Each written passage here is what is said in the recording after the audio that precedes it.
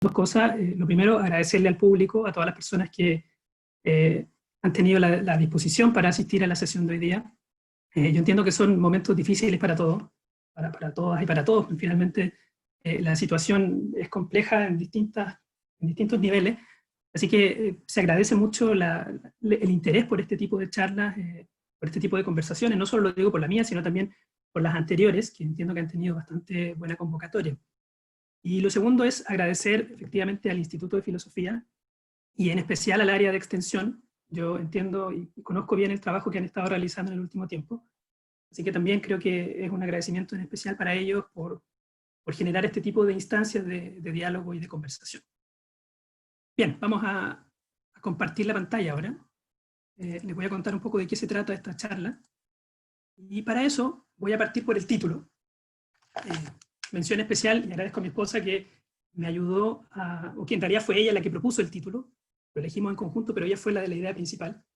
Y como decía un profesor de lingüística, nosotros teníamos, el título, el enunciado, siempre es una clave hermenéutica.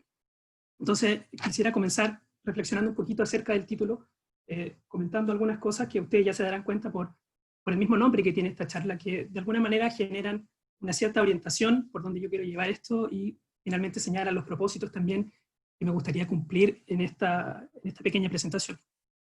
Lo primero que quiero hacer énfasis es en el nombre animales, o en la palabra animales. Para aquellos que tal vez tienen alguna cercanía con estas temáticas o que pertenecen a algún grupo animalista o de liberación animal, como vamos a ver más adelante, tal vez la palabra animales suena incompleta, porque efectivamente el nombre que se utiliza en este tipo de discusiones es más bien el de animales no humanos, queriendo señalar con ello, por supuesto, una diferencia con los animales humanos, precisamente nosotros. Yo opté en este caso por colocar el nombre animales, simplemente, como para mantener una cierta neutralidad en esta presentación.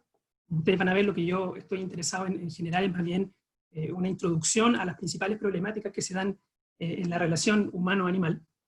Pero ahí tenemos ya una primera cuestión. Lo segundo es precisamente el término personas. Tradicionalmente, y esto también es como una especie de orientación o de sesgo que se le puede achacar a esto, el término personas, como ustedes lo saben, está asociado más bien con las personas humanas, ¿verdad? Hay todo un contexto ahí metafísico y filosófico respecto al concepto de persona. Y en este caso también lo estoy usando para señalar a los seres humanos, sobre todo porque en las discusiones actuales acerca de la ética de los animales, o acerca del problema de los animales, también se ha intentado llevar esta discusión hacia una reformulación del concepto de persona. Incluso algunos autores, como vamos a ver más adelante, nos hablan de personas no humanas, para querer señalar con ello también a los animales. En la tradición filosófica también hablamos de personas no humanas, pero en otro sentido, en el sentido más bien teológico, para referirnos a la hipóstasis divina. Pero en este caso, también el término persona podría estar intencionado de una cierta manera. Lo otro que quiero señalar es la I, animales y personas, que podría significar dos cosas, básicamente, ¿verdad? Podría significar distinción, diferencia, animales por un lado, personas por el otro lado, o podría significar la cópula, la integración, animales más personas. Ciertamente lo que me interesa a mí es tratar el último punto de este título, que es la esfera moral. Y hacia allá quiero llevar esta reflexión finalmente. Vamos a poner algunos elementos en esta presentación para poder organizar la cuestión en relación a precisamente la esfera moral. Por lo tanto, el objetivo principal de mi charla es simplemente introducir estas temáticas, introducir la temática de los animales en conjunción con las personas, pero sobre todo pensando desde una perspectiva o en una esfera moral. Es finalmente la esfera de integración, donde se dan estas discusiones en época contemporánea. Pasemos entonces a un ejemplo. Quiero partir la sesión de hoy día con un dilema. Algunos ya que han estado en mis clases tal vez conocen este dilema. Lo he presentado un par de veces, así que les pido disculpas a algunos alumnos que pueden estar presentes hoy día. Yo le puse el dilema de la barca, pero en realidad no tiene nombre, simplemente es un ejemplo, es una situación hipotética. Está planteada por uno de los autores conocidos en el área de la discusión sobre ética de los animales, que se llama Tom Regan, y nos presenta ya una primera dificultad. Entonces voy a colocar este ejemplo para poder hacer una pequeña discusión con ustedes acerca de él y dejar como las bases para lo que viene más adelante. Reagan nos propone, en el texto del año 83, imaginarse la siguiente situación. Hay 5 supervivientes en una barca. Debido a los límites de tamaño, la barca solo puede acoger a 4.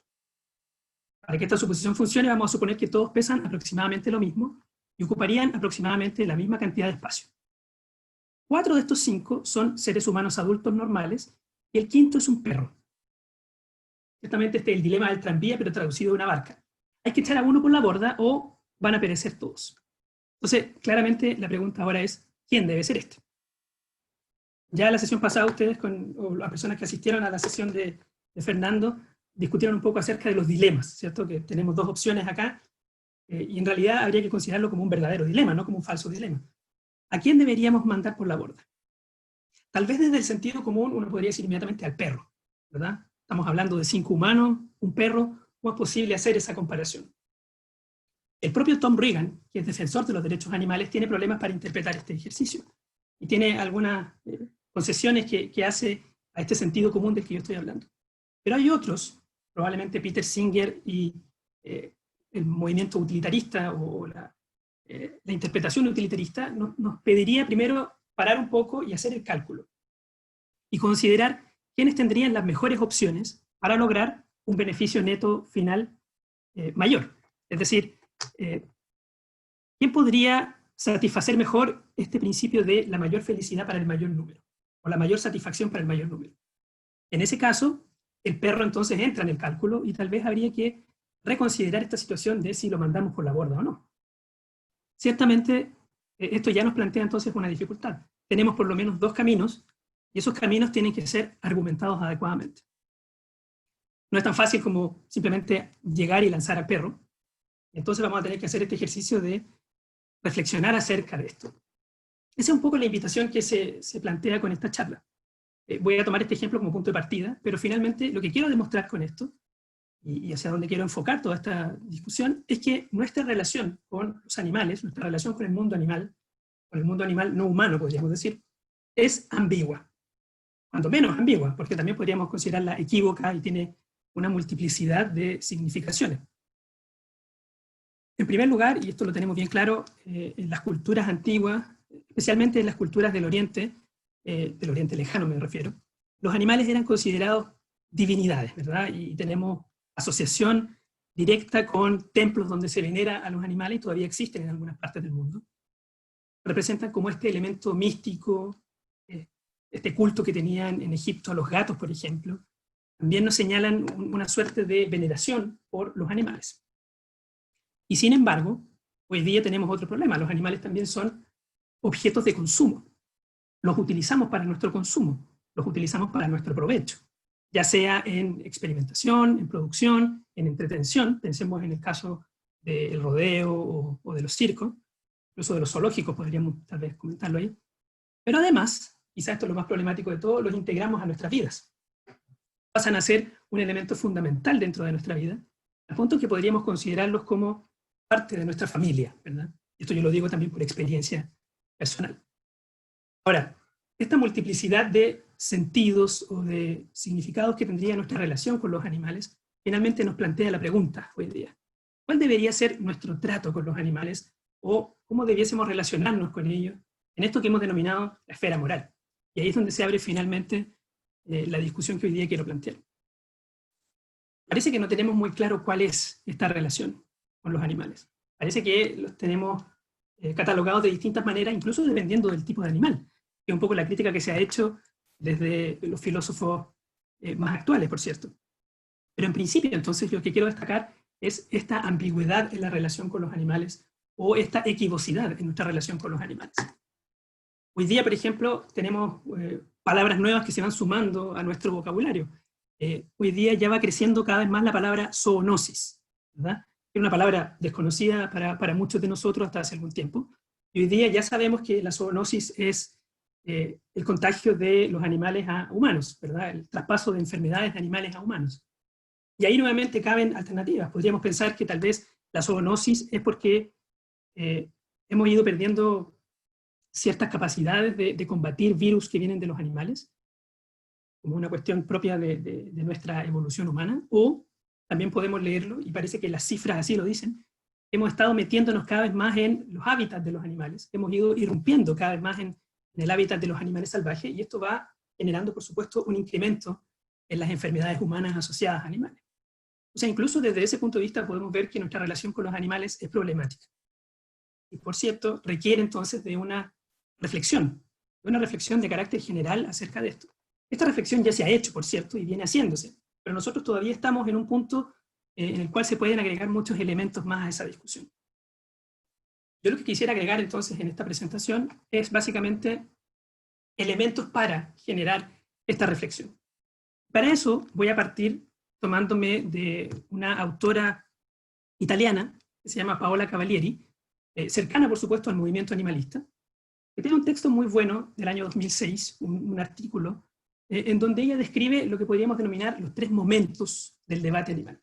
La interpretación que hace Cavalieri es que son momentos críticos dentro del debate animal. Por lo tanto, uno podría organizar una pequeña comprensión de cuál es nuestro lugar en este debate, entendiéndolo a partir de un proceso histórico. Sin estar de acuerdo completamente con lo que plantea esta autora, sí voy a tomar en esta primera parte de la presentación muchos de estos elementos para ir mostrando un poco cómo ha ido cambiando esta opinión que tenemos acerca de los animales, finalmente esta relación que tenemos con los animales. Lo primero que podemos estar de acuerdo con ella, y en este punto sí reconozco que voy a seguir su lectura, es que nuestra actual visión de los animales, que podríamos traducirla como una visión de inferioridad, no es simplemente una cuestión de azar, no es simplemente una cuestión natural, sino que efectivamente se trata de un fenómeno histórico. Un fenómeno que ha estado condicionado por elementos políticos, sociales, religiosos, filosóficos, sin duda, y que ha dado lugar a lo que podríamos denominar enfrentamientos entre ideas, entre posturas contrapuestas, que han sido seguidas por largos periodos de estancamiento, le llama esta autora. Si aplicamos el modelo de Kuhn de las revoluciones científicas, haciendo las salvedades del caso, por supuesto, podríamos suponer que se han instalado ciertos paradigmas en el mundo occidental respecto a la visión que nosotros tenemos de los animales. No voy a tratar aquí el mundo oriental porque eso ya es otro problema aparte, pero en el mundo occidental, que es el que se ha hecho problema de esto y el que ha hecho reflexión acerca de esto, sí podemos identificar por lo menos 3 momentos críticos, como le llama esta autora. Entonces los voy a pasar a comentar muy rápido, y luego daremos una explicación de algunos de ellos para ir mostrando cómo se van concatenando o organizando estas ideas. El primero de ellos ciertamente es el mundo griego clásico. Allí hablamos específicamente de esta transición entre el siglo V y el siglo IV antes de Cristo. Ya hablaré un poco acerca de esto. En segundo lugar, tenemos la modernidad. Aquí habría que tal vez incorporar la revolución científica, ¿verdad?, que viene del siglo XVII en adelante, y podríamos más o menos llevarla hasta mediados del siglo XIX o incluso finales del siglo XIX, de acuerdo a lo que voy a ir presentando a continuación. Y por último, podríamos denominar a esta última etapa el debate contemporáneo, que corresponde al último siglo y por supuesto la parte del siglo XXI que llevamos ahora. Y que está caracterizado por, como lo ven ustedes ahí, por la producción, sobre todo animal, y el debate que se ha generado en torno a esto. Ahora, insisto, la tesis de esta autora, de Cavalieri, a la cual yo suscribo por supuesto en ese punto, es que se han ido instalando entonces determinados paradigmas, y el primero de estos paradigmas es, por decirlo así, el que se instala en el mundo griego y que permanece hasta la modernidad. Luego en la modernidad se instala un nuevo paradigma y que hoy día se pone en crisis. Por lo tanto, nosotros hoy día somos parte del debate contemporáneo que está intentando cuestionar este paradigma o estos paradigmas anteriores. Fíjense que ahí me estoy saltando el mundo medieval, porque en buena medida, haciendo las salvedades del caso y en orden a mantener la concisión de esta presentación, se mantiene todavía el paradigma anterior del mundo griego clásico.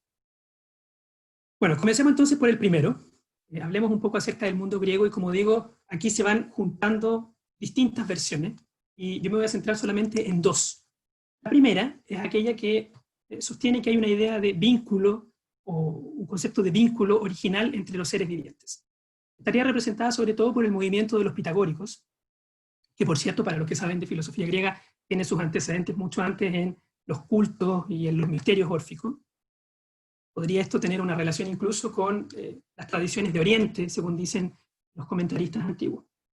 Y por otro lado tenemos la visión, que yo le he denominado acá jerárquica y teleológica, está representada sobre todo en la figura de Aristóteles, pero también en Platón aparece un cierto rasgo ya muy presente de esto.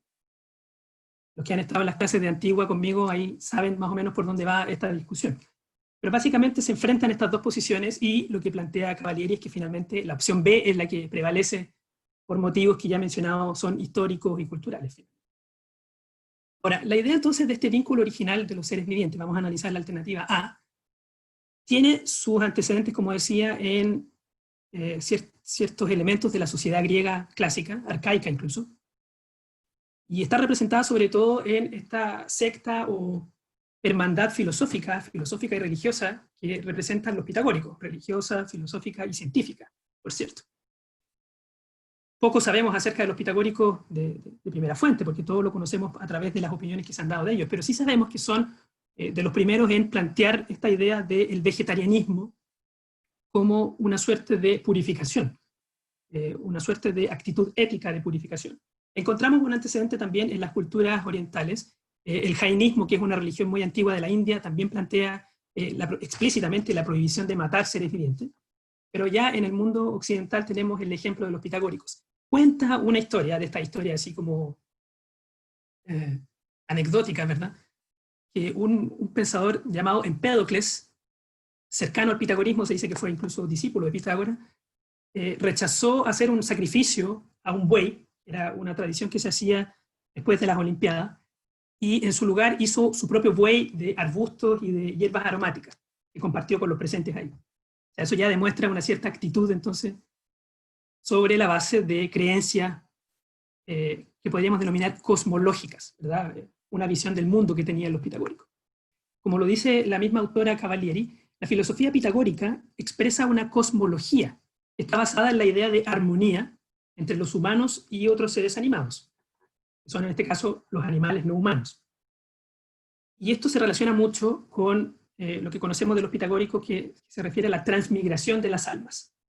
La idea de que el alma pasa de un cuerpo a otro, ¿verdad? La metempsicosis, que se le llama en griego. Y esto entonces tendría consecuencias de orden práctico para los pitagóricos. Como acabo de mencionarlo, el consumo de productos animales implicaría la transgresión de esta suerte de armonía y de traspaso del alma de un cuerpo a otro.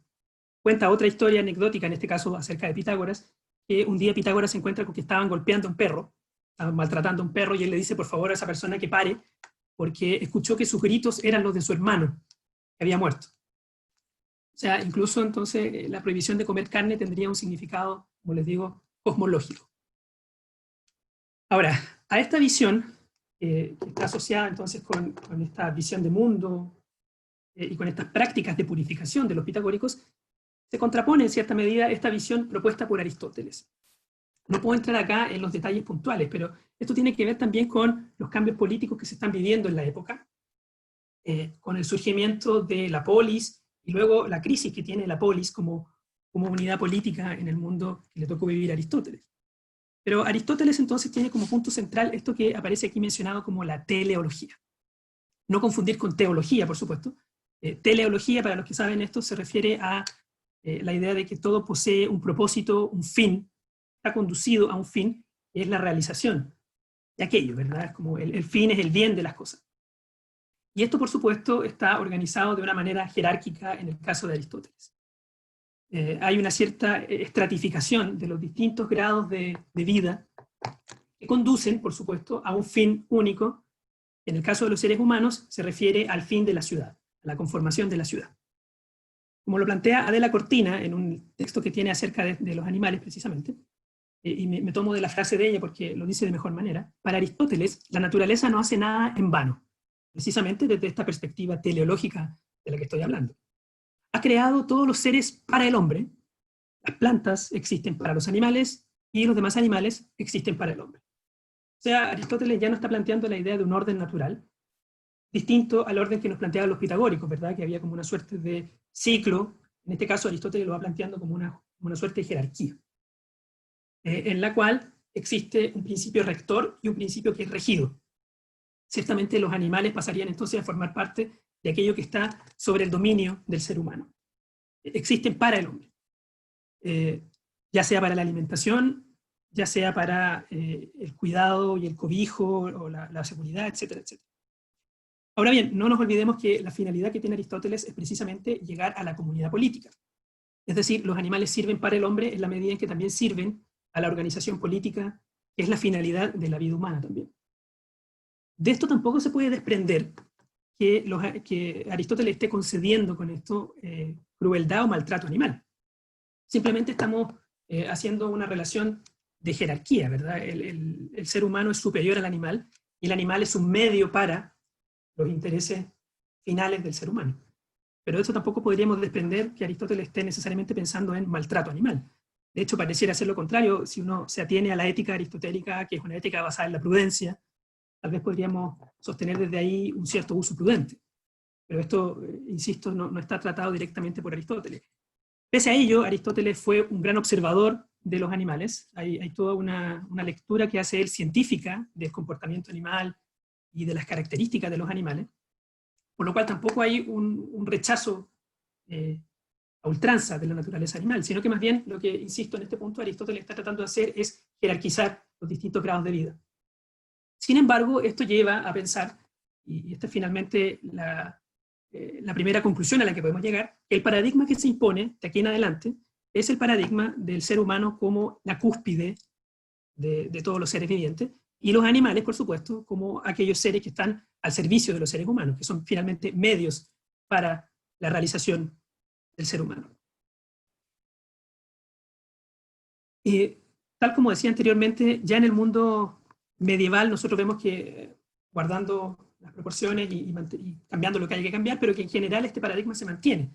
Santo Tomás de Aquino, por ejemplo, que es un gran aristotélico, mantiene en buena medida este mismo paradigma jerárquico y teleológico que ya nos plantea Aristóteles. Con posterioridad el cristianismo también tendrá algunas modificaciones sobre este paradigma, pero lo voy a dejar para más adelante, quizá en esta presentación. Pero en esencia este es el paradigma dominante, como dice Cavalieri, que se mantiene hasta la modernidad, donde se profundiza, por decirlo de alguna manera. Y aquí viene un momento que conviene mirarlo con cierta detención, porque en la opinión de Cavalieri lo que ocurre acá es que comienza la reificación del animal. O sea, el animal comienza a transformarse en una cosa. Y esto viene muy de la mano con la irrupción del método científico, el renovado método científico que aparece ya hacia el siglo XVII con toda claridad, pero que viene un poco antes. Uno podría identificarlo hacia finales del Renacimiento en Europa, o mediados del Renacimiento en Europa. Y aquí hay un elemento súper importante que hay que tener en consideración, que es la práctica de la vivisección. Tenemos antecedentes previos a esto. Algunos por ahí sostienen que Galeno habría sido uno de los primeros en practicar la vivisección. Para los que no lo saben, me refiero a abrir animales vivos para estudiar el funcionamiento de los órganos. Sabemos que en el mundo griego lo que se practicaba era la disección, animales muertos. El mismo Aristóteles tiene algunas ideas sobre esto. Pero ya hacia el siglo XVI, y especialmente el XVII, esto se transforma en una práctica cada vez más común. Y empieza ciertamente a generar una especie de debate público sobre este tipo de práctica. Los progresos científicos son muchísimos en esta época, y los beneficios científicos también lo son. Pero la cuestión acerca de la crueldad con los animales empieza poco a poco a tomar importancia dentro de las discusiones públicas.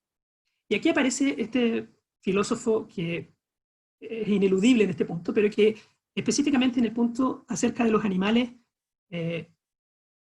ha sido bien cuestionado, que es Descartes, o René Descartes, Descartes también se le llama,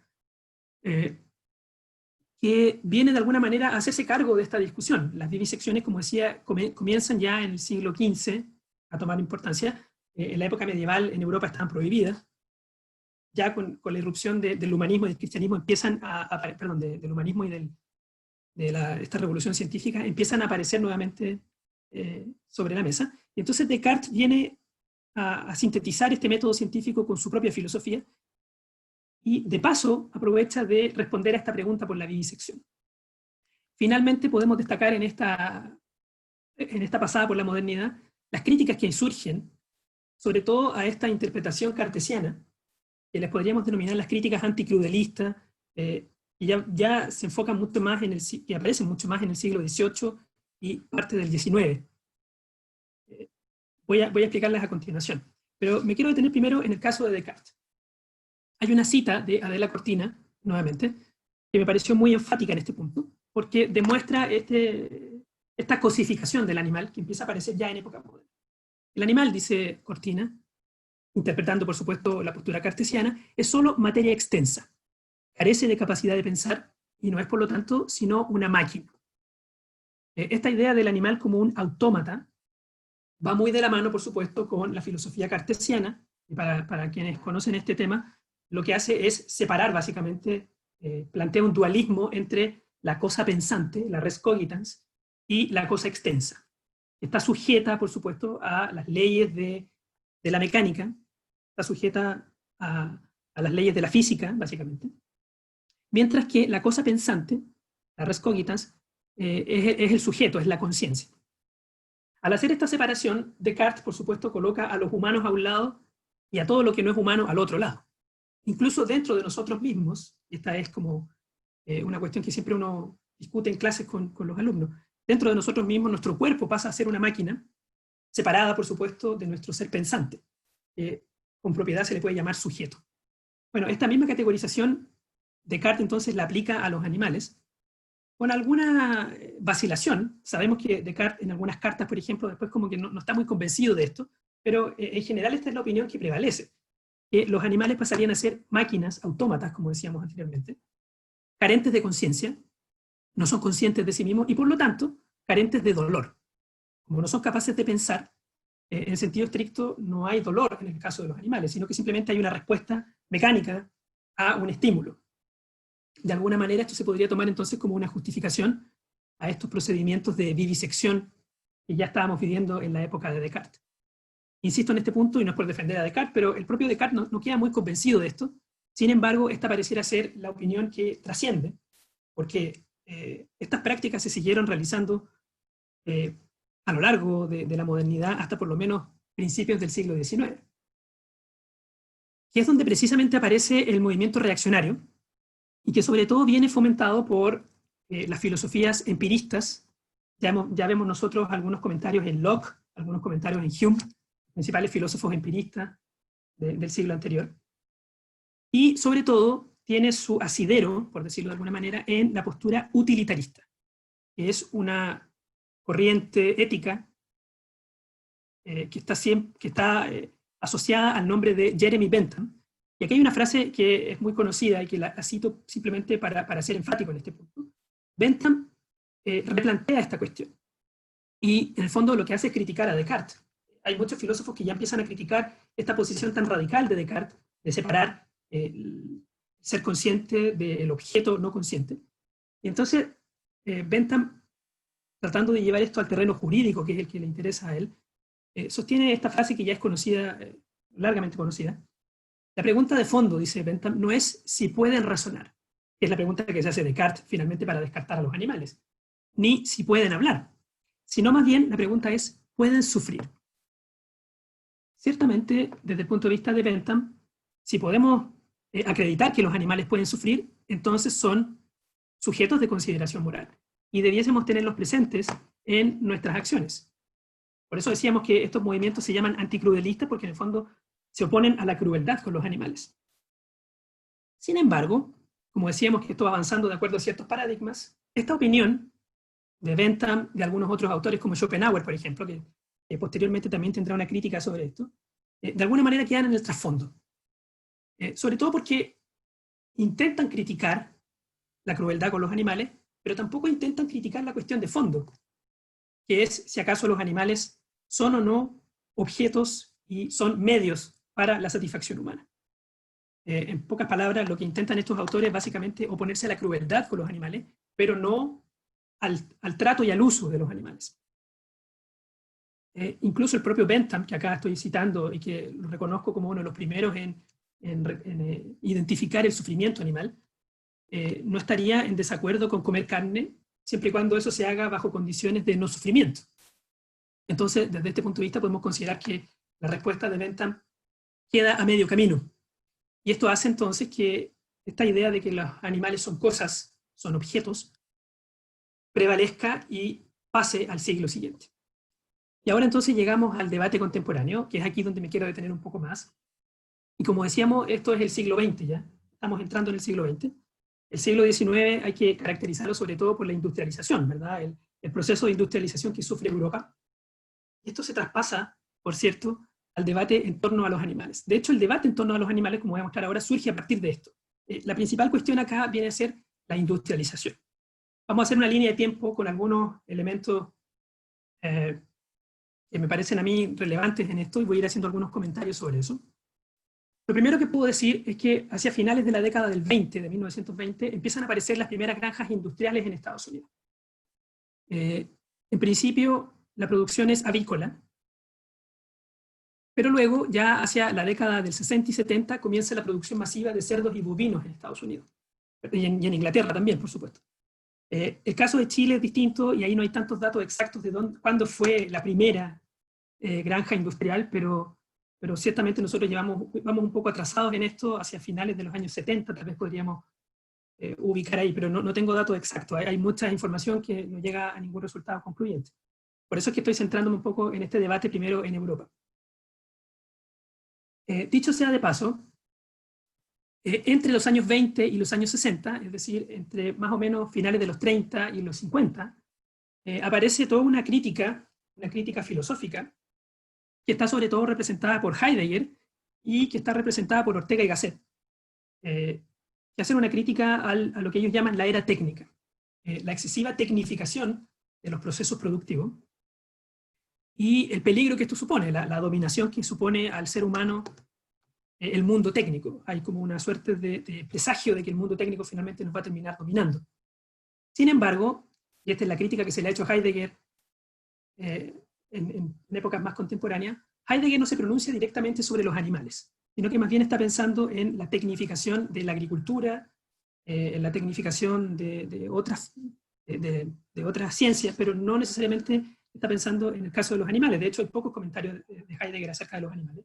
Y entonces algunos autores, como Derrida o como Agamben, acusan a Heidegger de ser un antropocentrista en este punto, o de ser un humanista, incluso rescatando lo que veíamos anteriormente. Bueno, hecho ese paréntesis, ya entonces en la década de los 60 empezamos a ver que la producción animal empieza a incrementar su número. Y por cierto, el debate entonces también se empieza a incrementar. Y aquí viene un punto bien relevante, que lo mencioné ahí, está mencionado en una de las imágenes. Aparecen dos textos que aparecen con un par de años de diferencia, pero que quiero señalar porque hay una relación en común entre ellos.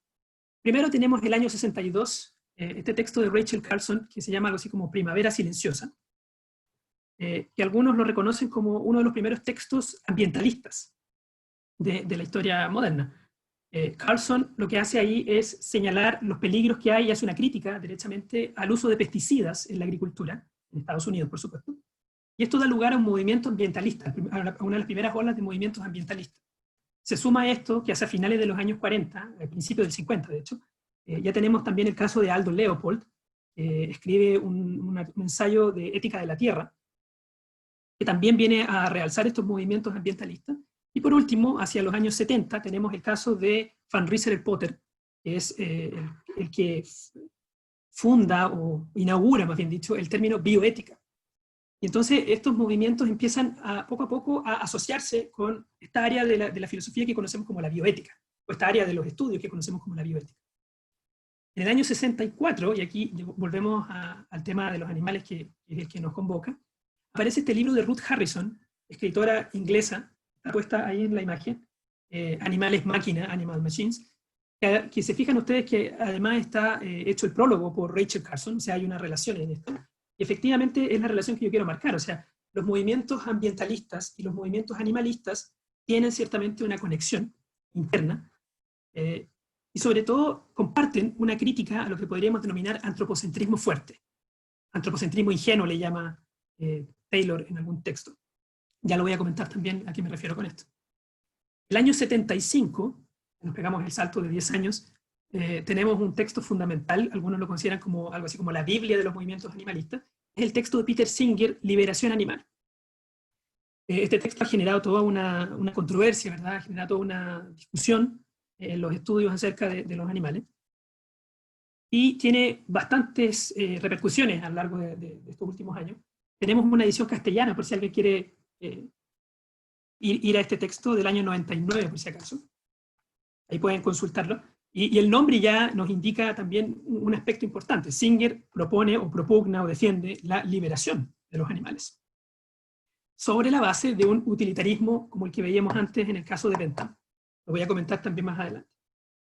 El año 78 se da esto que podríamos denominar la Declaración de los Derechos, la Declaración Universal de los Derechos del Animal, que es una iniciativa de la UNESCO en principio, la ONU después tiene ahí también su injerencia, pero que nunca ha sido realmente ratificada por los estados. Así que queda como un documento, ustedes la pueden consultar, pueden ir a buscarla en internet, están ahí todos los artículos, está hecha por supuesto en paralelo con la Declaración de los Derechos Humanos.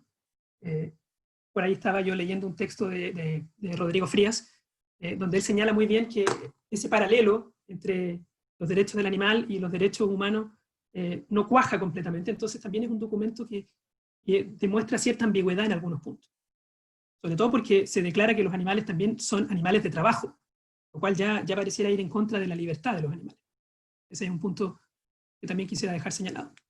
El año 83 aparece este libro de Tom Regan, que también es bien importante en las discusiones sobre los animales en la actualidad, que es El caso de los derechos animales, donde Tom Regan retoma la tradición kantiana e intenta defender derechos inalienables de los seres animales, de los seres vivientes animales. Tal vez podría leerse en paralelo con esta Declaración de los Derechos Universales del Animal. Aquí nos metemos ya en el terreno un poco más político. El año 92 se promulgan leyes de protección animal en Suiza. Estas son ratificadas después en el 2018 y se agregan nuevos componentes. Hasta donde yo entiendo, y tal vez aquí puedo estar un poco equivocado, pero entiendo que las leyes suizas son de las más estrictas que hay respecto a la protección animal. Son de las primeras donde se declara que los animales no son cosas, sino que son seres sintientes. Alemania posteriormente tiene sus propias regulaciones en el 2002, Austria, que no alcancé a ponerlo ahí, en el 2004. Y la Unión Europea el año 97 acoge este protocolo de protección animal, que tiene antecedentes ya anteriores. Tal vez conviene mencionarlos acá. El año 64, cuando se publica este libro de Animales Máquina, se genera toda una polémica en Inglaterra, y esto da lugar a una investigación, a un trabajo científico que se realizó sobre esto, y que tiene como resultado el año 65 lo que se conoce como el reporte Bramble, donde se establece, donde yo entiendo por primera vez esta idea de las 5 libertades animales, y esto entonces se recoge también en este protocolo de protección animal de la Unión Europea. Las libertades de no sufrir dolor, de no sufrir hambre, sed, etc. Otro punto importante, en el año 99 tenemos el Acta de Protección Animal de Nueva Zelanda, que también es bastante reconocido a nivel internacional.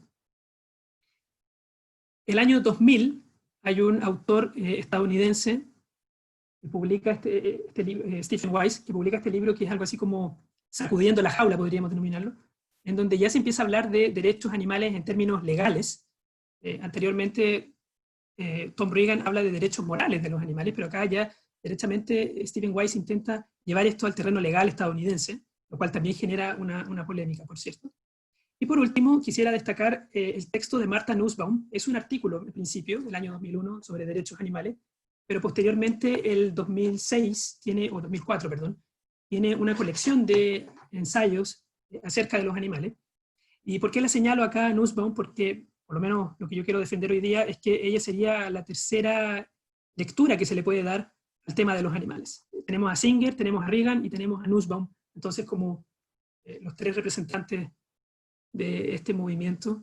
Por supuesto que Singer y Regan representan el ala mucho más activista de esto, pero Nussbaum presenta una alternativa también teórica y filosófica a este problema de los animales. Ahí tenemos una pequeña línea de tiempo. Algunas conclusiones que yo puedo sacar sobre esto, o algunas cosas que podría decir muy rápidas. Lo primero, si ustedes se fijan bien, esta discusión empieza a tomar fuerza a partir de los años 60. O sea, en ese sentido es bastante reciente, al igual que las discusiones que se dan en el área de la ética ambiental, o del ambientalismo en general, también empiezan ya hacia finales de los años 50, coinciden entonces con los movimientos animalistas. Y la segunda cosa que uno podría destacar, si ustedes se fijan bien, la mayoría de los ejemplos que yo coloqué acá pertenecen a países que podríamos denominar del primer mundo, ¿verdad?, al mundo anglosajón, especialmente en el caso de los autores que han publicado, pero al mundo europeo en el caso de leyes, salvo el caso de Nueva Zelanda, todo lo demás está centrado en Europa. Y este es un argumento que podría esgrimirse también en otras áreas, ¿verdad? Si uno hace una exposición de ética del desarrollo, también se va a encontrar con cuestiones similares. ¿Podría uno decir que son sociedades más avanzadas que nosotros? No necesariamente, sino más bien existen ciertas condiciones que han ido favoreciendo el debate acerca de los animales. En el mundo hispanoparlante tenemos muchos menos ejemplos. De hecho, si ustedes después cuando vean la bibliografía que yo utilicé, es prácticamente bibliografía en inglés, porque hay muy poco. Existen cosas en castellano, pero son muy pocas y por supuesto no plantean la discusión desde el inicio como sí lo han hecho estos autores. Entonces ahí también hay una cuestión que puede ser de consideración para ustedes. Bien, ya para ir cerrando esto, porque me quedan un par de diapositivas, quisiera comentar dos conceptos que, como decía, son comunes en tanto los movimientos ambientalistas como los movimientos animalistas, que son estos conceptos de antropocentrismo y de especismo. Especicismo también traducen algunos porque ahí depende de la palabra inglesa. El primero es el concepto de antropocentrismo, que lo voy a tomar de un autor que es Jonathan Safran, que tiene una definición bien buena. Dice: el antropocentrismo es la convicción de que el ser humano es el elemento cumbre de la evolución y el propietario, por derecho propio, de todo ser vivo. Esto es básicamente lo que se conoce como el antropocentrismo extremo o el antropocentrismo ingenuo, que yo mencionaba hace un rato. Voy a decir algo sobre eso inmediatamente, pero lo que tienen en común entonces estos movimientos de ética animal o de activismo animal es precisamente oponerse a una posición antropocentrista extrema, como la que veíamos, por ejemplo, en el caso de Descartes, con esta separación entre personas y cosas, básicamente, entre seres conscientes y cosas. Y la segunda, ahí ustedes pueden ver perros y gatos, o como dirán algunos, perritos y gatitos, es precisamente esto que se llama el especismo. Voy a tomar la definición de Peter Singer, que define al especismo como la discriminación en base a la especie, semejante a conceptos como racismo y sexismo. Singer, por supuesto, se toma de otro autor anterior que ya había usado esta frase, que es Richard Ryder. Un poquito antes él había utilizado la expresión especismo también. Pero acá Singer la lleva a otro nivel, porque la incorpora específicamente en su teoría ética. Y la postura de Singer es que tradicionalmente las éticas de corte antropocentrista, por supuesto, son también éticas especistas, en el sentido que discriminan por especie quiénes son sujetos de valor moral o quiénes son sujetos morales, finalmente. Ahora bien, de acuerdo a esto, sería la especie humana la única que tendría valor moral, si juntamos antropocentrismo más especismo, pero Singer declara que esto es algo totalmente infundado, no tendríamos fundamento para poder hacer esta suerte de clasificación, más allá de una posición discriminatoria sin fundamento, como pasa por supuesto con el racismo, que también es una discriminación sin ningún fundamento. Sin embargo, también podríamos observar que este especismo no solo funciona a la hora de discriminar entre animales y humanos, sino que también se puede dar una suerte de especismo intraespecie. Y aquí, por supuesto, los pongo en atención de este fenómeno. Yo puse ahí perros y gatos, y por eso decía perritos y gatitos, porque muchos dirán que tenemos cierta preferencia por los animales domésticos. Pero un ratón, en este punto, no entra en nuestra clasificación de sujeto de consideración, o una iguana. Si hubiese puesto la foto de una iguana, probablemente habría sido muy distinto este tema del especismo. Entonces, el especismo también se puede leer en ese sentido. No es solo la discriminación humanos-no humanos, sino también la discriminación dentro de las especies. Singer, por supuesto, intenta poner en cuestión, en crítica, todas las formas de especismo.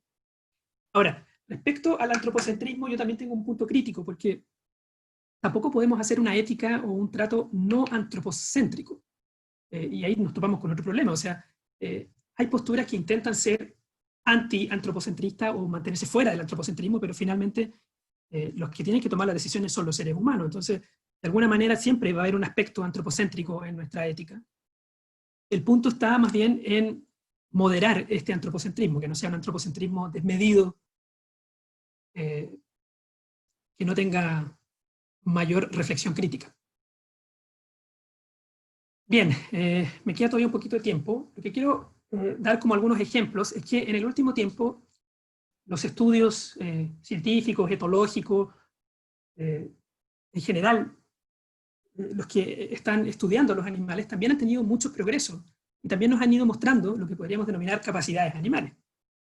Solo para contextualizar muy rápido, y esta es una tendencia que se repite permanentemente en el mundo científico, esta tendencia de intentar romper con el antropocentrismo precisamente a partir de mostrar los parentescos que tenemos.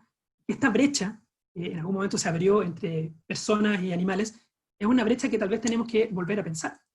Tomemos el caso de los bonobos, tomemos el caso de los delfines, que hace mucho tiempo nosotros sabemos que utilizan herramientas.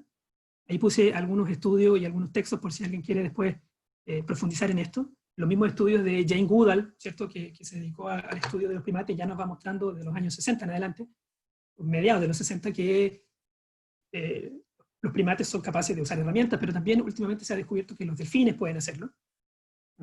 Y ahí hay cosas bien interesantes.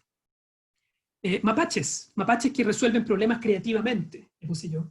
Me encontré con un estudio que se hizo el año 2017, lo cité también ahí.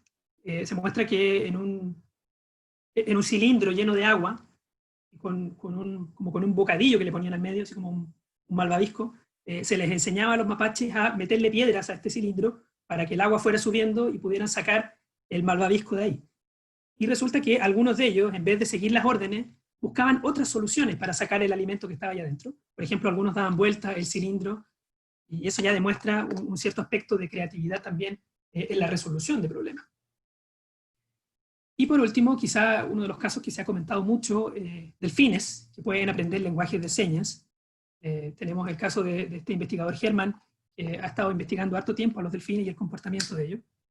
Pero también podríamos mencionar el caso de los gorilas que saben lenguaje de señas, Coco la gorila, que muchos de ustedes tal vez ya han escuchado de ella. Pero en este caso quise colocar a los delfines, porque también nos podría entonces ampliar un poco el horizonte. No estamos hablando solamente de mamíferos, de primates, sino que también podemos incorporar a otras especies. Dejé fuera a las aves, dejé fuera a los insectos, pero también hay estudios muy interesantes sobre esto, en hormigas, en abejorros y en aves, por supuesto. Pero ahí tenemos algunos ejemplos solamente para ir señalando que tal vez tenemos que repensar esta brecha tan categórica entre humanos y animales. Y ciertamente uno puede criticar estas investigaciones, tal vez podemos meternos en el terreno científico para saber la validez científica que tienen, pero en el fondo yo lo que quería señalar con esto es que sí podemos hablar de capacidades humanas, perdón, de capacidades animales, sin caer, por supuesto, en las comparaciones tan estrictas y en decir que son exactamente lo mismo que hacemos los seres humanos, pero tampoco podemos descartarlas así de entrada. Entonces, para finalizar hoy día, voy a simplemente señalar cuáles son estas tres líneas o estos tres enfoques actuales sobre la ética de los animales, que es el tema que nos convocaba hoy día. En primer lugar, tenemos la postura de Peter Singer, la hemos denominado una postura utilitarista, también igualitarista, como él intenta defenderlo, sobre todo porque Singer insiste mucho en este punto, el punto de la igualdad, el principio de igualdad, o como le llama él, el principio de igual consideración de intereses. Usted inmediatamente me podrá decir, pero ¿cómo vamos a considerar los intereses por igual? Los animales y las personas tenemos intereses muy distintos, ¿verdad? O los seres humanos tenemos intereses muy distintos, incluso entre los propios seres humanos. Sí, de acuerdo, nos dirá Singer, pero podemos establecer un mínimo común entre los seres vivientes, o por lo menos la mayoría de los seres vivientes, que es la capacidad de sufrir. La capacidad de sufrir que ya estaba anunciada en Bentham, como yo lo dije hace un rato cuando hablamos de la época moderna.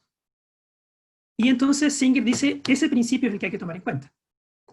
Y este principio tendría que ser extensivo a todos aquellos seres que sean, por supuesto, capaces de sufrir. Y a eso se agrega este cálculo utilitarista, de maximizar el placer y minimizar el dolor.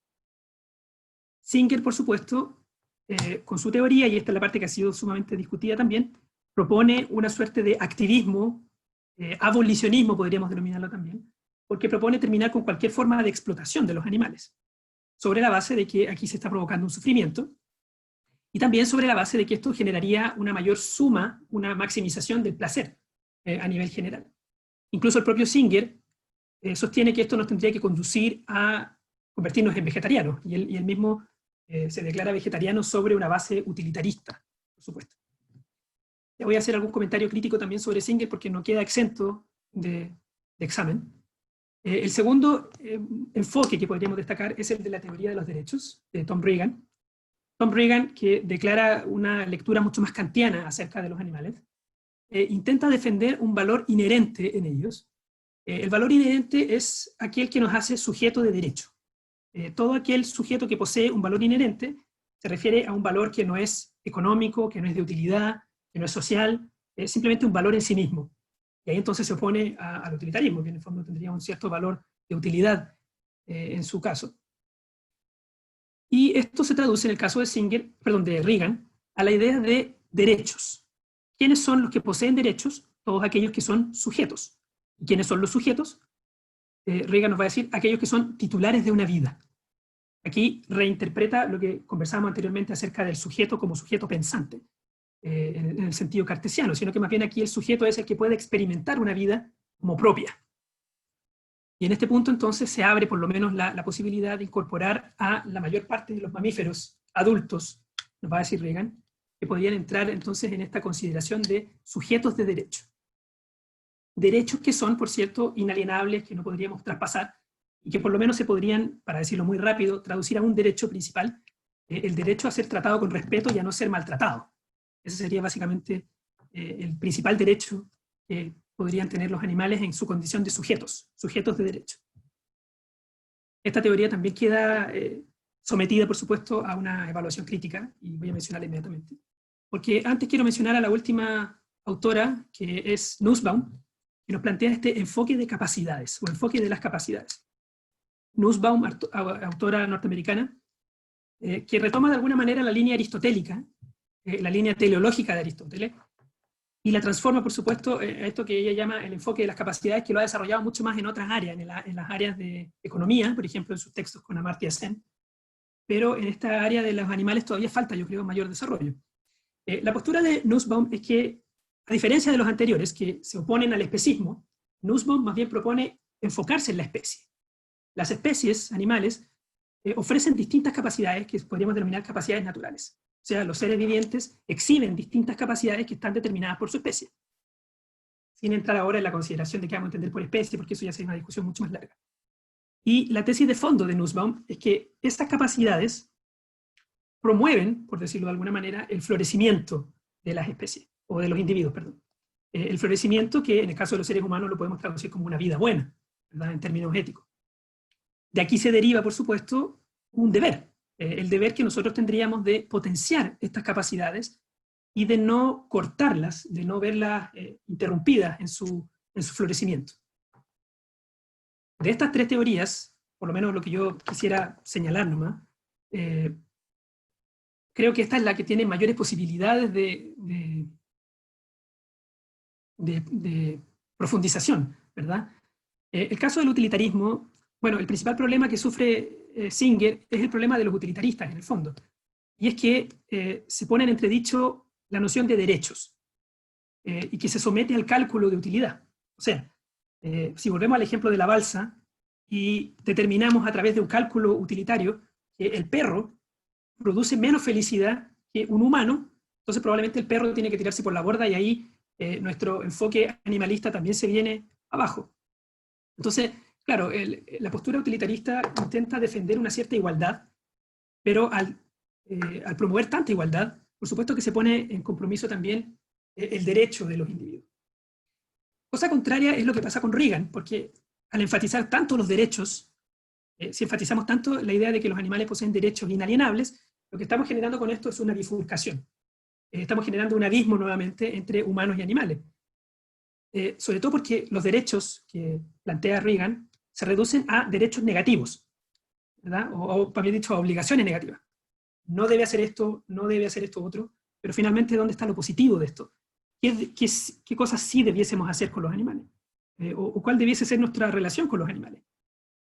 Creo que desde ese punto de vista podemos rescatar mucho más el argumento de Nussbaum, porque Nussbaum precisamente está pensando en la integración de los animales a la vida humana. Y es ahí donde aparecen los desafíos. Ahora, ¿qué es lo problemático que tiene Nussbaum? Que no está totalmente desarrollada su teoría y entonces requiere de mayores argumentos para ser defendida.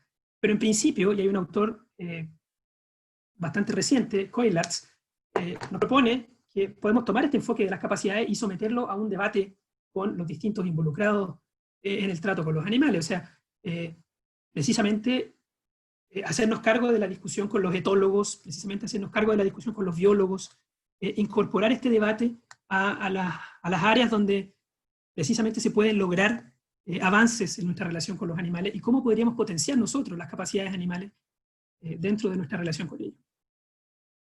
Bueno, termino solamente con unas palabras finales muy rápidas. En esta presentación, como les digo, yo simplemente he querido mostrar un panorama general de la cuestión, del problema, o de la cuestión animal, podríamos decir. Y me tomo de las palabras de una autora estadounidense que se llama Lori Gruen, y las comento muy rápido. Dice, si bien hay diferentes principios filosóficos que pueden ayudar a decidir cómo debemos tratar a los animales, más o menos los que hemos visto recién, todos ellos comparten algo que está fuera de discusión. No debemos tratar a los animales del modo en que nuestra sociedad los trata ahora. Se tracen como se tracen las líneas filosóficas, no hay razones plausibles para tratar a los animales de otro modo que como seres dignos de consideración moral. Es decir, más allá de todas las líneas filosóficas que uno pudiese plantear y de las interpretaciones filosóficas, creo que la cuestión de fondo es que nuestra relación con los animales tiene que ser pensada, tiene que ser discutida de manera pública, por supuesto evitando los sesgos en la mayor medida posible, evitando las posiciones extremas, porque finalmente las posiciones extremas no favorecen ni a los unos ni a los otros, y tratando de generar esta reflexión crítica acerca de los animales, que es un poco la que yo he tratado de mostrar en esta charla. Espero que haya resultado de provecho para ustedes. Ahí les dejo las referencias bibliográficas de las cosas que usé en esta presentación. De especial consideración, yo diría que el texto de Adela Cortina que aparece acá tiene un muy buen resumen de esto que yo dije ahora. El texto de Cavalieri, que ya mencioné un par de veces en esta presentación. Y por último, aquí Rodrigo Frías también tiene un artículo bastante bueno sobre esta historia que estábamos contando ahora acerca de los animales. Muchas gracias. Muchas gracias, Francisco, por tus palabras, tu disposición para compartir tu conocimiento con nosotros y a la comunidad. Seguramente muy interesante. Y quisiéramos así dar inicio a un espacio de conversación en el cual las personas que han asistido a esta charla te hacen unas preguntas mediante el chat, ¿ya? Antes de comenzar, les recuerdo que pueden hacerlas en esa vía y así vamos, en virtud del tiempo, seleccionar las preguntas para generar discusión y feedback con el profesor. A su vez también les pedimos que puedan acceder al link que en un momento más va a aparecer en el chat, en el cual ustedes nos pudiesen dar su retroalimentación de esta experiencia para poder ofrecer más actividades de este tipo para acercar la filosofía a la comunidad. En primer lugar, tenemos aquí una pregunta de Fernando Sebastián Gallo Araya, que dice, Peter Singer otorga dignidad al orangután y se la niega a los niños con síndrome de Down. ¿Te parece esto sostenible? Hablaste del jainismo y señalaste que prohibían matar seres vivos. ¿Debemos comer piedras entonces? Pregunta, ¿o queda alguna otra alternativa? Si hablamos de la liberación animal de Singer, debemos subentender que los animales son libres, entonces tienen racionalidad y voluntad. Muchas gracias por la exposición. Gracias, Fernando. Bueno, efectivamente yo hablé del jainismo, lo puse como un antecedente de preceptos religiosos que ya colocan el acento sobre matar seres vivos, ¿verdad? Básicamente lo reduje a eso. Y aquí se da toda una discusión, que por supuesto Peter Singer también ha formado parte de ella, y alguna vez se la escuché en alguna charla, ya no recuerdo a quién, pero perdón si no lo estoy citando por nombre, pero se le llama jocosamente a esto como el lamento de la zanahoria, en el sentido de que Peter Singer está centrando toda su atención efectivamente en la capacidad de sufrir, ¿verdad? Y entonces, hasta ahora no tenemos nosotros antecedentes. Bueno, esto siempre va a estar abierto a discusión, por cierto, yo no estoy aquí queriendo decir la verdad sobre el asunto, pero hasta ahora entonces podríamos decir que el criterio que estamos estableciendo es el criterio de sistema nervioso, sistema nervioso central como forma de discriminar qué cosas podríamos comer y qué cosas no.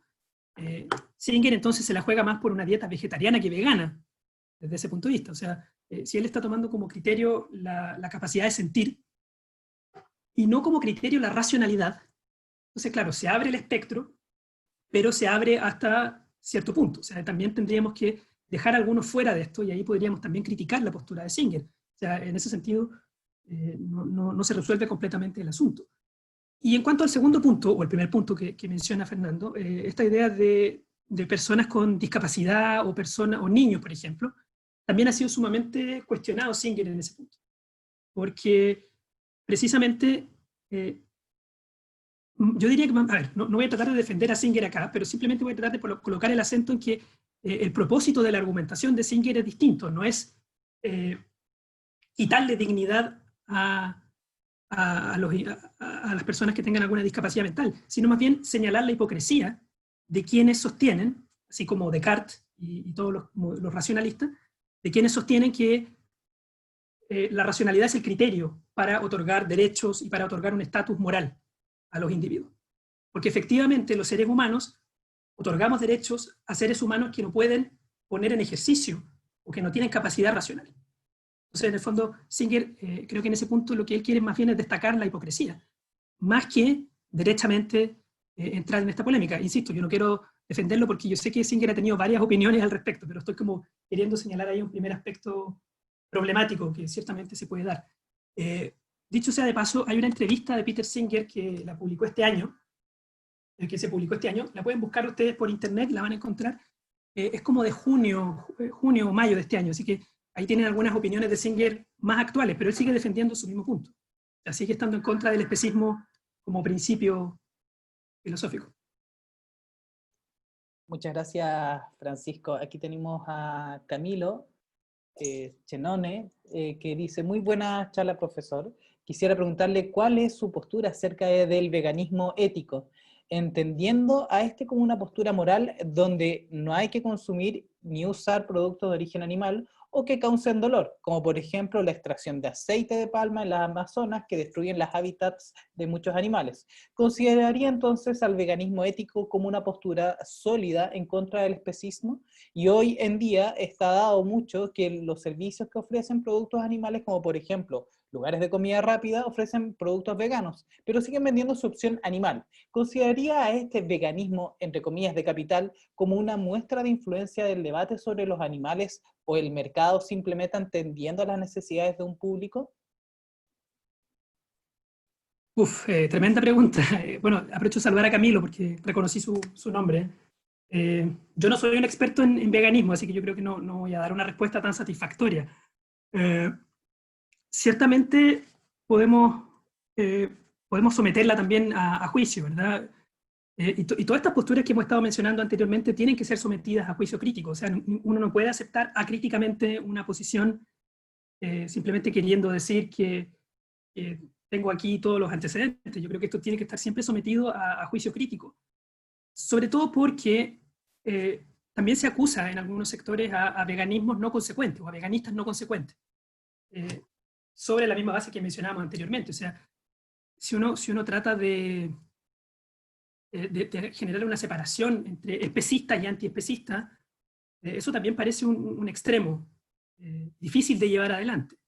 Uno siempre está ejerciendo ciertas categorizaciones y siempre está ejerciendo un trato diferenciado de acuerdo a las especies. Entonces, por eso yo mencionaba anteriormente que me parece que la opción de Nussbaum en este punto es la más razonable. O sea, no podemos caer simplemente en un antiespecismo, porque en nuestra vida estamos sujetos a este tipo de cosas. Entonces, creo que desde esa mirada también se puede evaluar el veganismo. ¿En qué sentido? En el sentido que podemos someterlo a juicio crítico y no tomarlo de manera acrítica, como si esto fuese la salvación del mundo, porque efectivamente nosotros también estamos permanentemente rodeados de contacto con los animales. Yo creo que la cuestión más bien viene en cómo nos hacemos cargo de ese contacto. No lo podemos eliminar completamente así de un plumazo. Eso pareciera ser más bien utópico que realista. Y la cuestión está en la responsabilidad que tenemos frente a eso. Muchas gracias, Francisco. Por aquí tenemos en el chat a Miss Pamela que dice, considerando lo comentado, ¿crees que es posible incorporar en la Constitución un apartado para promover la protección y el trato digno a los animales? Eh, bueno, voy a avanzar un poquito. Perdón que me cambie de esta diapositiva para responder un poco a la pregunta de Pamela. Eh, Aquí puse algunos anexos que me parecían destacables así de entrada. El primero es estándares de bienestar animal en los países productores. Esto lo estoy tomando yo de los índices de protección animal mundial, están abiertos al público, y están ordenados por colores. Si ustedes miran aquí el mapa, se van a dar cuenta que Chile está más o menos en el B, lo que suena bastante bien al principio, pero si uno empieza a leer acá arriba la nomenclatura, nos damos cuenta que vamos en orden descendente, ¿verdad? Entonces estaríamos en un nivel más o menos alto, pero queda mucho por mejorar todavía. Tenemos leyes de protección, tenemos reconocimiento o está penalizado el maltrato animal. La famosa ley Cholito, que es la ley de tenencia responsable, también puede entrar en juego acá, pero ciertamente falta un aspecto que en otros países ya se está dando, que lo mencioné como ejemplo, que tiene que ver con la tipificación del animal dentro de nuestra Constitución. En Chile todavía está siendo considerado como un bien mueble.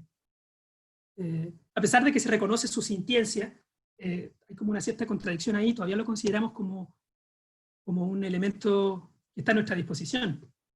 Y ciertamente todas estas discusiones que estamos teniendo ahora también debiesen conducirnos a replantear ese tipo de denominaciones. En el fondo son cambios culturales, sin duda, que requieren tiempo y que requieren de prudencia para ser llevados adelante. Yo no, vuelvo sobre el punto anterior, no creo que esto se pueda hacer de un día para otro, pero tenemos elementos para generar esa discusión. Sin embargo, la situación política de Chile nos ha ido llevando en otra dirección, así que yo creo que esto va a quedar para más adelante. Por el momento, me parece que la responsabilidad individual es la que tiene que llevar el primer lugar. Muchas gracias, Francisco. Por otra parte, acá tenemos a Josefa Torres, que consulta, ¿en qué medida las teorías sobre el respeto y los derechos animales están relacionadas con el problema del calentamiento global y la idea de poder ser más conscientes de las consecuencias que tiene la actividad humana en el medio ambiente? Y antes de que contestes, les recordamos a todos quienes nos están escuchando en estos momentos que pueden contestar en nuestra encuesta que va a aparecer en estos momentos en el chat para poder obtener la retroalimentación y sus opiniones respecto a este tipo de actividades, y así como también organizar futuros eventos. A ver, perdón, ¿cómo se llamaba la persona que hizo la pregunta, Francisco? Se llama Josefa Torres. Josefa. A ver, no voy a dar una respuesta completa, pero simplemente algunas ideas.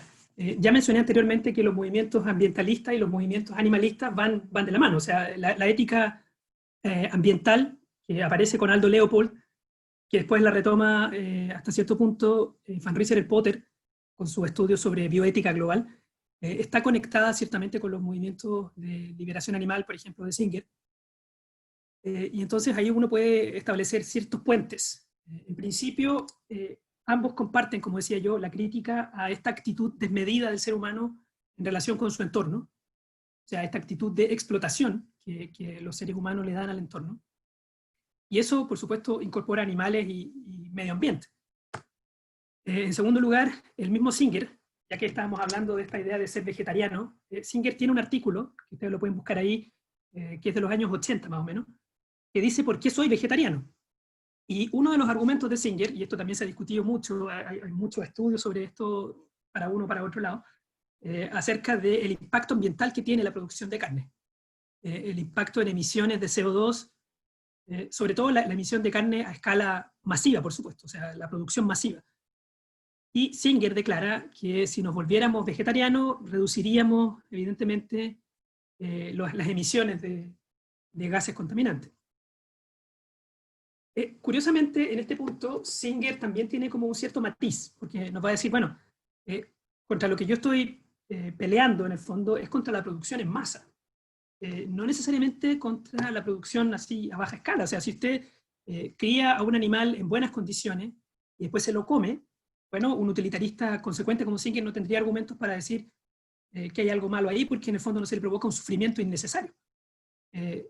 Creo que la cuestión va por ahí. O sea, la crítica de fondo es la crítica contra esta industria que cada vez ha ido expandiéndose más, sobre la base de suplir necesidades alimentarias. Y ahí tenemos otro problema, el problema de si efectivamente se necesita la cantidad de carne que se produce para la alimentación, o si esto va más bien a ciertos lugares del mundo, a ciertos países que tienen mayor demanda de carne. Solo por poner un ejemplo, una cifra que estuve mirando, que es una cifra oficial de los productores de carne del año 2019, decía que nosotros estamos consumiendo cerca de 79 kilos per cápita al año. Entonces, ahí también podríamos ir haciendo ese cálculo y estimando cuánta es nuestra contribución de CO2 al ambiente. Muchas gracias. Aquí tenemos también a Mauri Parra, que nos consulta y te pregunta, según usted, Francisco, ¿cuáles serían las posiciones extremas y por qué no favorecen la discusión? Bueno, en principio, claramente la posición extrema es esta posición como antropocentrista ingenua, ¿verdad? Todavía quedan algunos autores que defienden esto. Por ejemplo, hay un autor, Cohen, no recuerdo exactamente cuál es su nombre, pero que tiene esta posición de que los animales están en nuestro servicio porque nosotros somos la cúspide de la evolución, porque podemos hacerlo. Y eso todavía se mantiene como una opción, ¿verdad? Y por el otro lado, podríamos señalar estos movimientos que se han denominado bio- y ecoterrorismo, que aparecen en las dos veredas, ¿verdad? Que tratan de llevar adelante este mensaje a partir de actos violentos, actos disruptivos, pero que tienen, bueno, podríamos cuestionar la eficacia. El punto más bien está en si generan realmente conciencia respecto a estos problemas. Y creo que esas dos posiciones necesitan encontrarse en un espacio de discusión pública. Aquí en este punto yo defiendo a Adela Cortina, o sea, finalmente la ética es una cuestión de debate público, sobre la base de posiciones razonables, por cierto, no de posiciones extremas que finalmente con las cuales no se puede dialogar.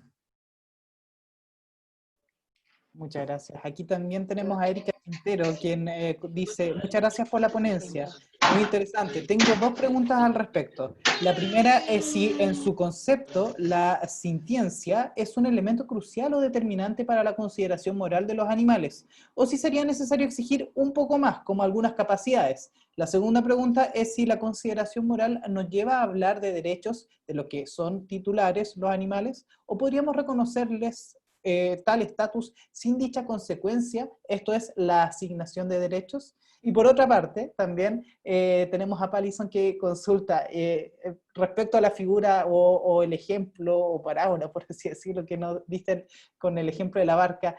¿Qué decisión sería la moralmente más acertada según tu juicio?